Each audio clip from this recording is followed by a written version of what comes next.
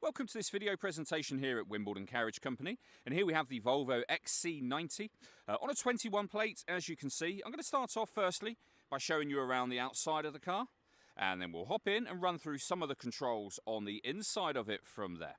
From the outside, you can see it's a 5-door car with alloy wheels and tinted windows. We're going to start off inside the boot area of the vehicle first of all.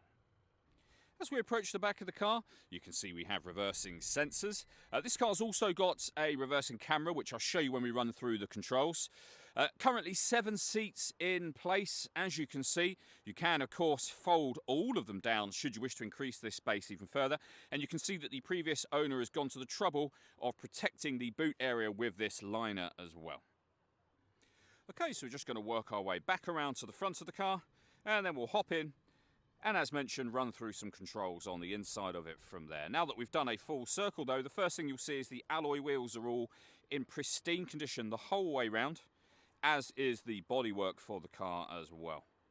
Just briefly before we climb in, I think it's well worth seeing the interior from this exterior point of view. There's plenty to run through on the dashboard, so let's hop in and we'll do that now. Okay, now that we're inside the car, we're going to start with the dials. Over on that left-hand side, we have the speedometer. We have a digital readout for the speedometer within that, and below it the total miles for this car. They are 35,365. Over on the right hand side, we've got the rev counter. Within that, it will show you what gear this car is in. It's an automatic, so of course we're in park at the moment, and we have the fuel gauge at the bottom of that section. You can change the information that's displayed in here by using buttons on the steering wheel for any of those different menus, and the buttons in question are just here.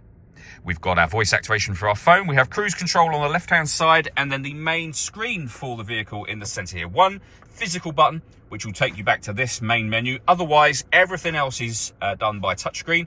So, for example, your satellite navigation just there. Really nice, clear color display. Very easy system to use. It minimizes the other options, so you can just go straight into them or press the home button and you'll go back to the original menu where you've got your audio options. This car's got FM, DAB and AM radio. You can also stream your music wirelessly via Bluetooth audio once you've paired your phone. At the bottom here, we have the climate control menu. So you can determine where you'd like the air to be distributed, the fan speed. You can turn the air conditioning off, back on again. You can recirculate the air that's in the car. That's a great way of heating it up or cooling it down quickly, with a heated electric rear screen and an electric front screen as well. And then down along the bottom just here is where you can adjust the temperature that the fans are blowing that air into the car. You can close those down. In the center, you can close down that whole menu. And then to the right and left hand side, you've got your heated seat controls. So 3 different heat settings for the passenger side.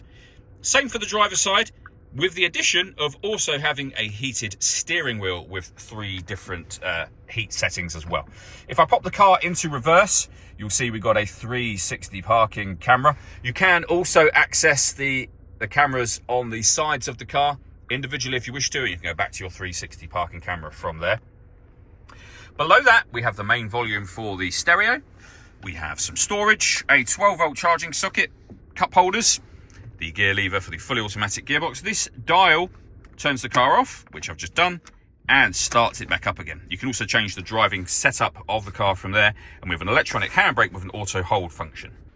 The last thing I wanted to mention is the paperwork we have for the vehicle. So in the envelope here is the spare key, so 2 keys in total. The V5 registration document, of course, showing that it's a 2-owner car from new.